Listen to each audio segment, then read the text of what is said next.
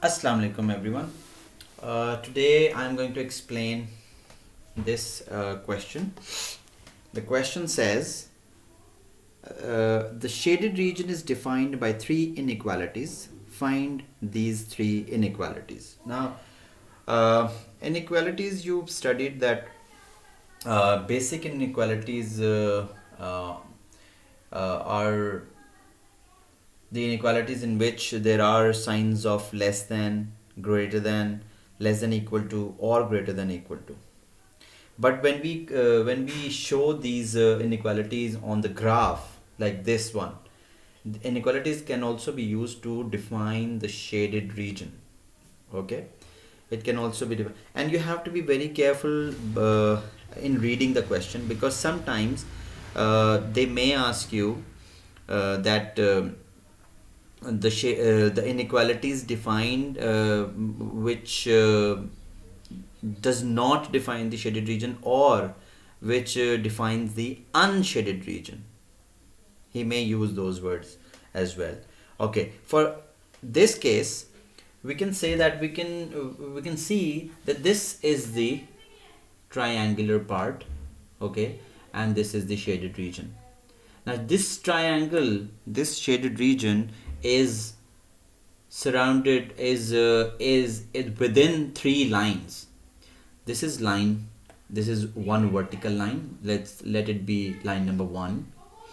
This is line number 2, which is a horizontal line, and this is a line number 3, which is a diagonal line, or we can say that we will find the equation of the lines. So the first thing we should do is to find the equation of these three lines.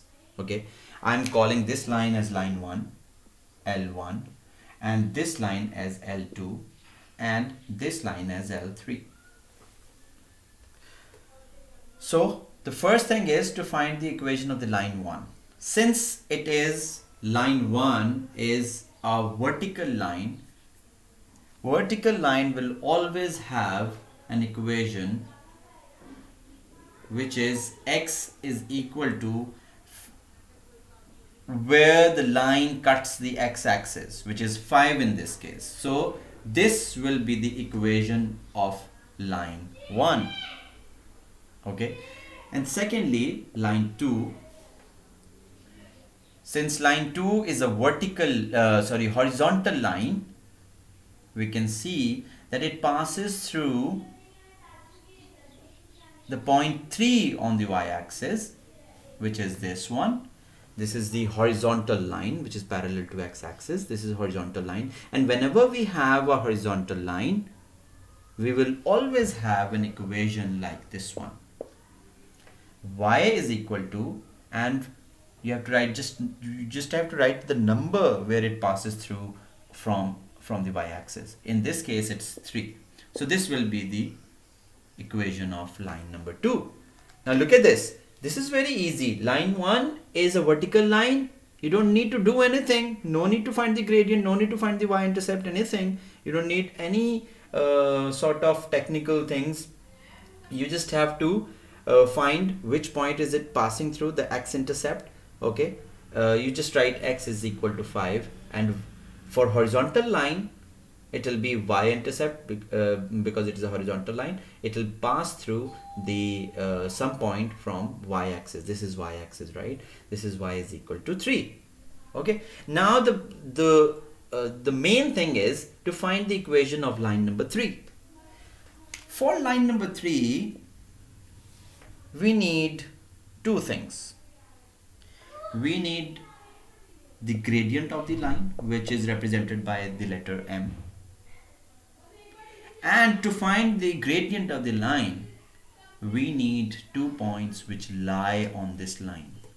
For example, I identify 2 points. I take these 2 points because these are quite clear. So this point is 0, 1,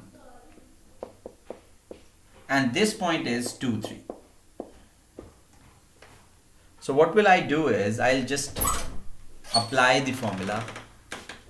I will apply the formula. Formula says y2 minus y1 is equal to x2 minus x1. This is the formula for the gradient of the line. Now y2 minus y1 means the points you have identified, what are the values of y in these 2 points. For this point the value of y is 3, and for this point the value of y is 1, which means if I want to do y2 minus y1, this will become 3 minus 1. Okay. Secondly, in the denominator, x2 minus x1, which means the value of x in this coordinate in this point and x coordinate in this point as well, which is 0. So I'll write 2 minus 0. So it will become 2 over 2, which is 1. So the gradient of this line is 1. Now you have to be very careful with the sign as well, because sometimes the gradients are negative, so be careful with that. Second thing is the y-intercept of the line. Now y-intercept is very easy. Y-intercept of this line is, y-intercept is the point where the line cuts the y-axis. Where does this line cuts the y-axis? It meets the y-axis at the point 1. So C is equal to 1. The letter C represents the y-intercept, which means the equation of the line becomes y is equal to, now we know that the equation of the line always is represented by y is equal to mx plus c. This is the general form of the equation, y is equal to mx plus c. Okay, so and these m and c are the values we have found in these 2 parts. M is the gradient of the line, which is 1, and c is the y-intercept of the line, which is 1 as well. So what will we do is, we'll just replace these values and write down the equation of the line. This is the equation of line number 3. So now we have 3 equations. Although this 1 is not necessary, it's understood that it's 1. Okay, so the equations of 3 lines in which that shaded region lies is x is equal to 5, y is equal to 3, and y is equal to x plus 1. Now if you look at the shaded region, I don't have space, so I will just erase this part, and I'll just write down the equation of the line here. Now I have 3 equations. Let's consider equation number 1, which is L1, x is equal to 5. Now tell me one thing. This is the line x is equal to 5, and if you look at it very carefully, that the shaded part is in the region which are less than 5, isn't it?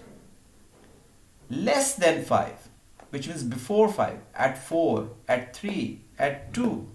Okay, so what we will do is, we will make this inequality as x is less than and equal to 5. And why am I putting this equal to sign over here?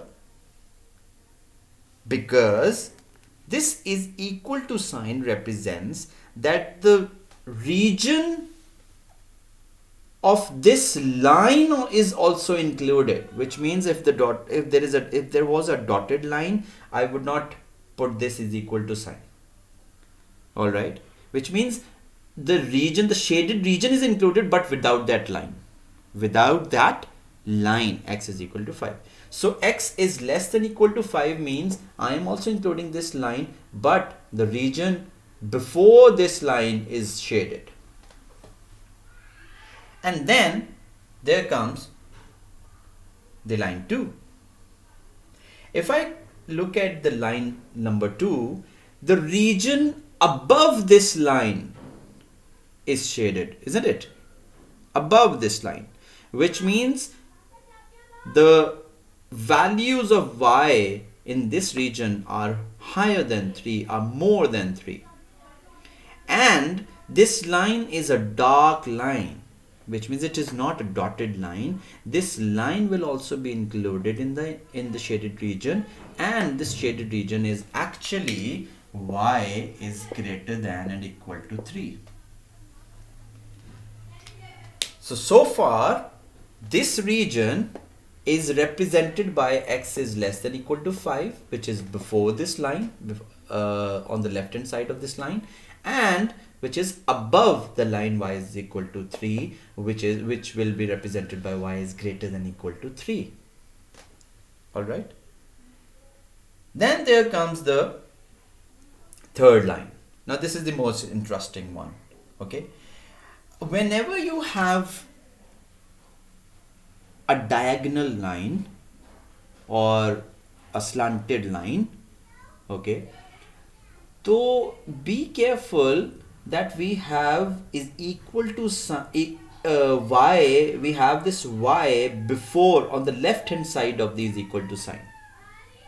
Okay, it will become easier for you to understand this way. Okay, and it should be positive. Positive y is on the left hand side of the is equal to sign. Now just we have to understand one thing. If this is the line, if the shaded region is under the line, which means below the line, then it will be less than. And if it is above this line, if the shaded region was above this line, this will be greater than. For this case, this shaded region lies below this line, which means I will say y is less than and equal to x plus 1.